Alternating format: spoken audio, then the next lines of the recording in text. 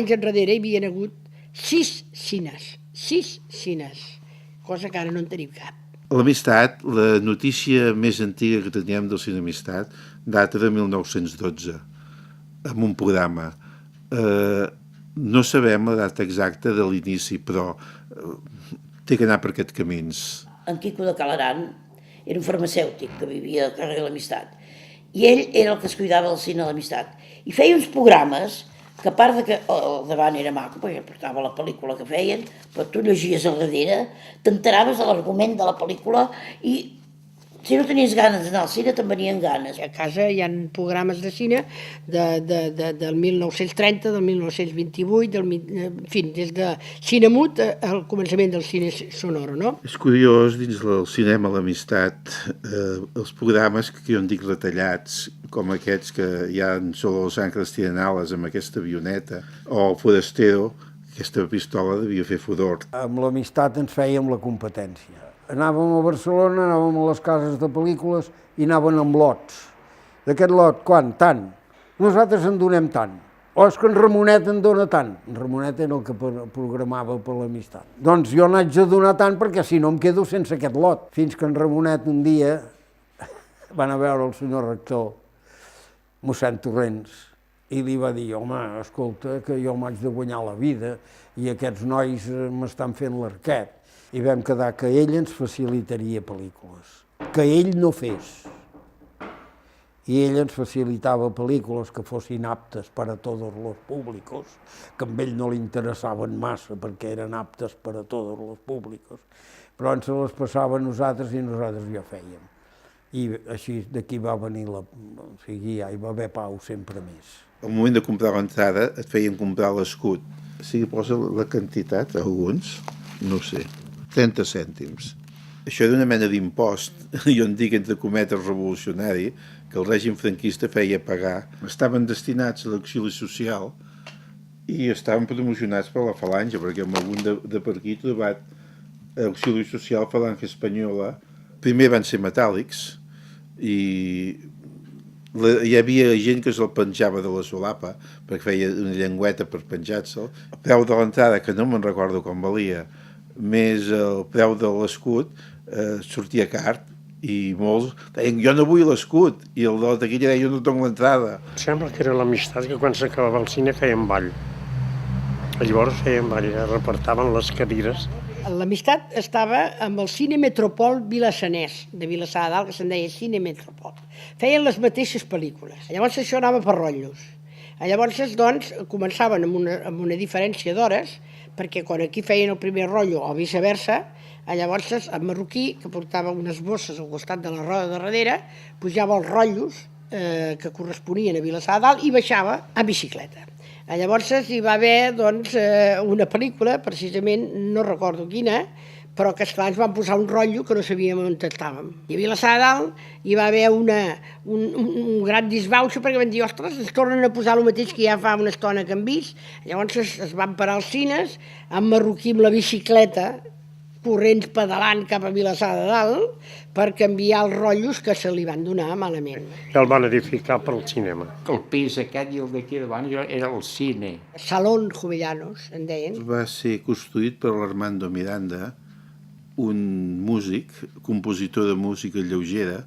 Aquest senyor va explotar el cine Jovellanos, suposo que al voltant del 15, com tots els cines van néixer a Catalunya. Comprava pinyons torrets i el gabinetet, i mentre es veia la pel·lícula anaven uns pinyons i quan el pinyó torrat amb mascara, doncs tots sortíem amb els morros negres. L'any 34 que el passa amb un altre senyor i tenim l'afora del cine, que també és un cine bastant gran, de 300 places. Era la part baixa, que era molt estreta i molt lletja, i després el primer pis era la part, diguem, dels que podien pagar més, la principal, i a dalt hi havia el que sempre en deien el galliner. Cine de poble. I els baixos era el cafè. Llavors, a mitja part baixaves en el bar, hi havia el bar, prendre un danzón. Amb aquelles taules de màrmol, amb aquell soroll de les fitxes de dòmino, i aquella oloreta com de cafè i com d'anís. I el Jovellanos era la joventut. Els diumenges al matí els Jovellanos no s'hi cabia. Sortia del cine, cap al camí ral, passeig amunt, passeig avall. El jovent a Caldiví, entraven a Caldiví a menjar un tornemi, si era aquella pasta com embolicada, el xutxo se'n diuen també, llavors en dèiem tornemis. I la gent he trobat escrit amb alguna persona que durant la guerra era l'única distracció que tenia. Premiar, anar al cine, es trobaven la gent al sortir del cine i parlaven de la guerra. O sigui, hi havia el Jovellanos i l'Amistat. Eren els dos que pitaven. El Jovellanos, com a cine, va passar pràcticament la Guerra Civil i després va durar molt poc. I també va ser una mica cine els catalans. El Cine Nou estava en el que era l'edifici dels antics Unió Catalanista o l'Ateneu Premianense, ocupat aquell moment per la Falange. Que ara és allà on hi ha l'edifici de la Caixa. Cedit els primers moments al Patronat fins que van poder tornar al seu local original. Allà quan tancaven la corrent i quan el primer al nodo i les mans a l'aire i saludant i...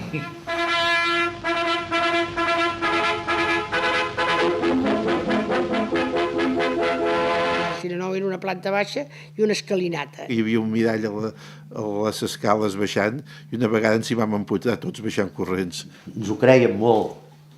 Vèiem una pel·lícula i la vivíem. Ens vam fer una hòstia que van quedar mig estabornits. Pujàvem les escales a dalt.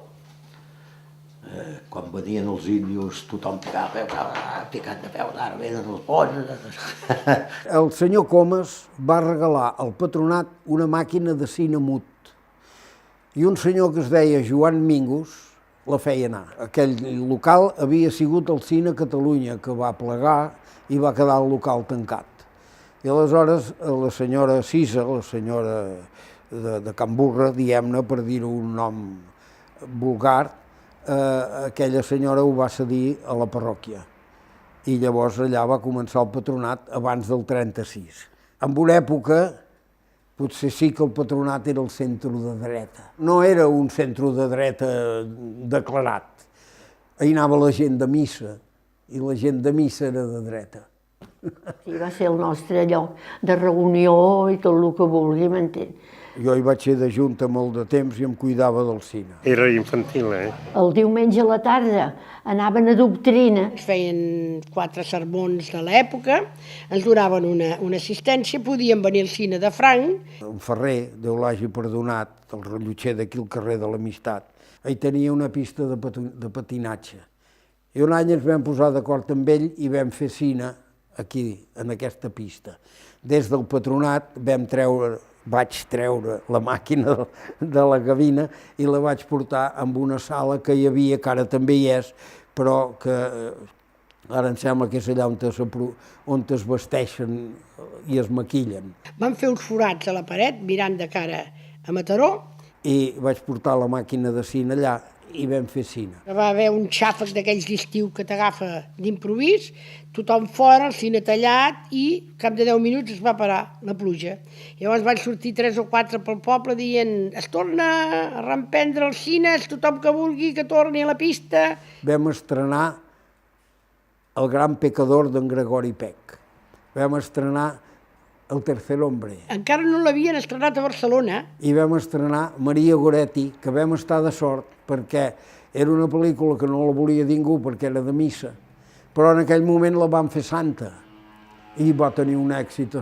Ui, allà vam pagar una pel·lícula barata i vam fer molts calés. Aquestes van ser unes pel·lícules importants que es van fer aquí. A l'estiu hi havia una pista... A la pista de Verano, que és on hi ha Can Meca ara que està tancat. Aquest de la Gran Via. A l'estiu feien cine cada setmana. Cap a l'any 60, doncs, aquí al Patronat es va fer les pel·lícules aquelles que en deien el cine El Mirón. A començaments dels anys 69, 68-69, ens vam reunir una colla d'amics, 4 o 5 amics, Armando Tomàs, Jordi Ibáñez, Ricard Gili, entre altres, i vam pensar que podríem fer alguna activitat cultural a Premià.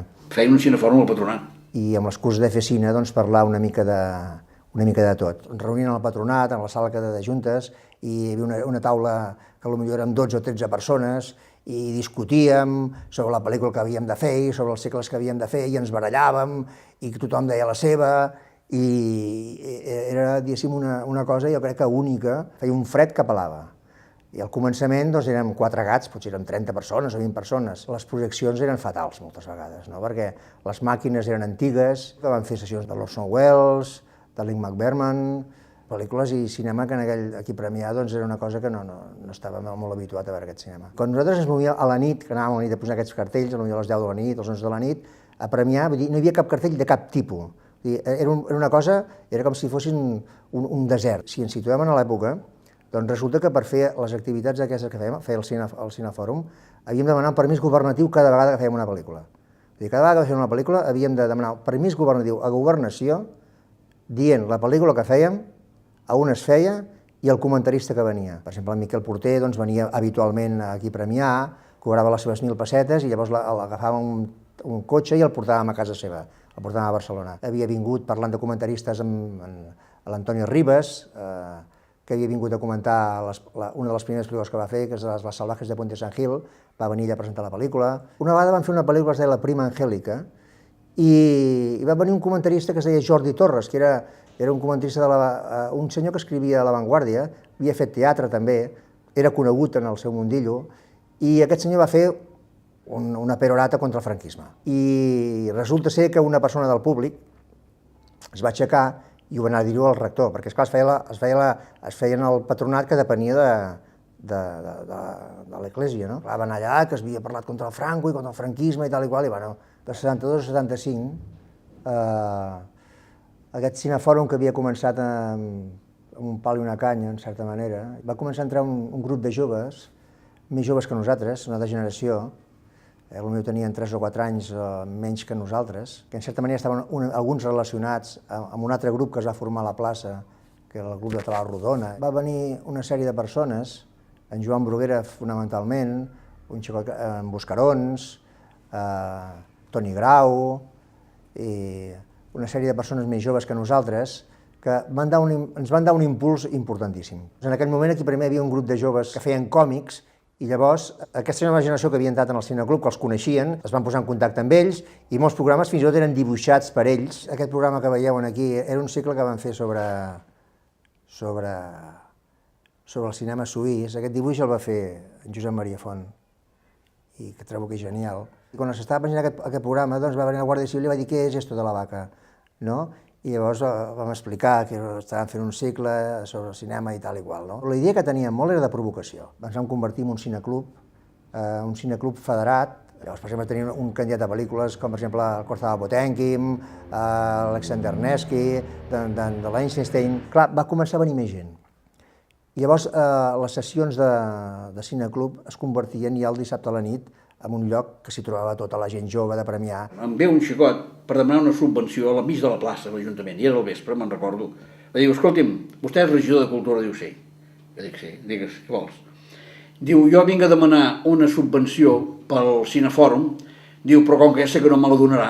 Com ho pagàvem tot això? Nosaltres vam arribar a tenir 135 socis, quasi 150 socis, que aquests socis ens pagaven una quota mensual, i amb això, aquesta quota mensual, tenien dret a entrar al cinema de franc, no? El que t'ho dit que em vingui a veure, va venir en Godàs. I en Godàs li vaig dir, què necessiteu? No em portis aquest xicot, home. I llavors, vaig anar a l'alcalde, que vaig dir, el Cinefòrum necessiten uns cèntims per ajudar a fer això. I llavors, com que havia d'anar amb el d'Hisenda, em sembla que es va arreglar. Exactament no me'n recordo. Vam començar a fer pel·lícules que no estaven permeses per la llei, no ho permetia, perquè en Franco encara estava viu. Llavors, aquestes pel·lícules que fèiem de Veridiana i vam fer una pel·lícula que va tenir molt de ressò, que es deia To Be o Not To Be. Quan es va fer el programa, en Joan Bruguera va portar aquest programa a Barcelona amb una copisteria, i el senyor de la copisteria, al veure aquest programa, li va estripar per la meitat. Vam agafar el programa tallat, vam posar un cartell allà davant del patronat i vam explicar tot el que havia passat. I llavors vam anar a Mataró, ho vam fer a Mataró. Amb aquesta pel·lícula vam fer un curtmetratge que es deia Nit de Bruyère, que era de l'Anne Resnais. És una de les primeres documentals que es veien aquí sobre els camps de concentració. I llavors, fins i tot, vam portar concerts de cançó catalana, va venir l'Ovidi Montllor, per exemple, va venir en Pi de la Serra. Llavors també, fins i tot, vam portar obres de teatre. Ens vam atrevir a filmar pel·lícules que, evidentment, eren Super 8 i era una cosa, molt rupestre. I llavors les passàvem amb els altres cineclubs, també. Tot el que es filma que desapareix és un document únic. I aquesta va ser la idea a l'hora de filmar Campmanent. Quan es va acabar la gran oclusió, doncs tota la classe política que estava dintre, els nois que havien participat, doncs molts van plegar, van anar als seus partits. El grup que va quedar doncs no es va veure amb ànims de continuar i va morir per si sol. Aquesta pel·lícula la vaig trobar a Campmanent, en Joan Font i en Ramon Alcalà. Van muntar, diguem-ne, un negoci que en aquell moment no hi havia cel·luloide per fer pel·lícules. I ells agafaven pel·lícules antigues, nodos antics, els compraven o els hi facilitaven o no sé d'on els treien, això era cosa del seu negoci, no? Llavors, amb una màquina que tenia una sortida d'emulsió just de perforació a perforació, feien passar la pel·lícula per allà i anaven donant emulsió nova. Jo hi anava per agafar, perquè com que me'n cuidava del cine, del patronat, per fer proves amb la màquina, i aleshores, un dia, mirant, dic, cony, aquesta pel·lícula és de premiar. Diu, sí, diu, veiem. Sí, mira, un partit del Sant Tiberi i l'inauguració dels Jovellanos. Diu, la tenim aquí per rentar. Dic, no fumeu, això és patrimoni del poble, això no ho podeu rentar. Diu, doncs mira, em porta tu, perquè aquí ens fa nosa. Jo el vaig agafar i me'l vaig emportar al patronat. Però jo ja ho tinc arreglat ara, Està en bones mans i per tant, jo estic tranquil. A la fàbrica anomenada de les Barques, al Camí del Mig, cap allà als 80-81, va haver un incendi bastant gran, que esclar, en aquell moment va ser important, perquè hi havia una fumera molt grossa, que pràcticament va quedar destruïda. Més tard es va refer i amb ella s'hi va construir el submarino de Monturiol per la pel·lícula que van fer d'ell. Era una peça molt gran i que per sortir per la porta sí que els va costar una mica. Una població com Premià que anava creixent i així, podria ser susceptible de fer un bon local de cine. La gent venia, saps, i volia, i se sentava a les butaques i presenciava, diguem, les projeccions, les proves que es feien per la projecció. I clar, com que era, diguem, un local que llavors era llamatiu, no? La gent ho esperava amb delit, no? L'inauguració va ser un fenomen, diguem, popular aquí a Premià. Una hora abans d'obrir el local ja hi havia aquí una cua tremenda. Era de lo millor que hi havia per aquí a la vora. Ni a Masnou, ni a Alella, ni a Vilassar de Dalt, ni a Vilassar de Mar, com aquell que diu, hi havia locals en condicions i, per tant, clar, era una atracció poder disposar d'aire condicionat, de bona projecció i així. Hi havia el problema que les portes havien d'estar de forma que si sortís la gent de cop poguessin sortir sense trobar candaus. Havien trobat la manera d'obrir la porta, saps? I veies que es movia la cortina, clar, llavors mira l'acomodador cap allà. Entraven per baix pel carrer Unió. La competència és algo que amb el cine era una dificultat molt gran. Comparat amb el que era l'Amistat i el Cine Nou, esclar, ho van ensorrar perquè l'Amistat i el Cine Nou, totes les cadires eren de fusta. Van poder absorbir, diguem, l'altra empresa perquè, clar, no era viable. Moltes productores o distribuïdores, clar, t'obligaven a fer les pel·lícules a un local més gran perquè entraven més rendiment. Era molt gran el Cine, hi havia mil i pico de butaques, Per bona voluntat que tinguessis, en aquestes societats sempre hi ha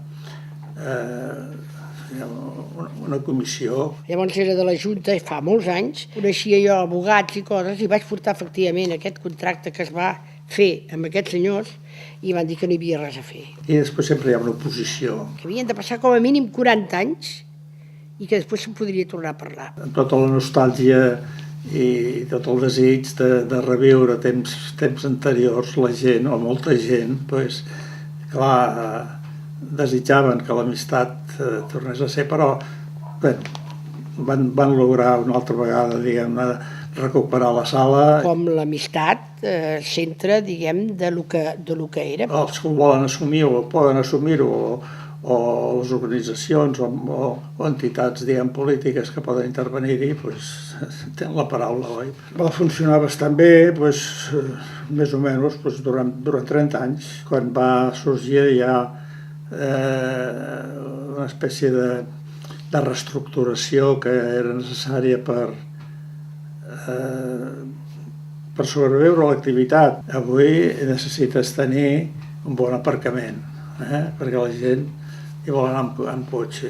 Bé, és que no era viable. Com jo vaig deixar de ser de junta del patronat, doncs ja va anar per uns altres camins, i ara va per uns altres camins molt diferents, perquè ara del cine se'n cuida el meu fill. Que fan pel·lícules d'Estel, el que passa que la gent, perquè és el patronat, moltes vegades ni ve. El patronat ha anat aguantant. Es queixen que no hi ha cine i no hi venen.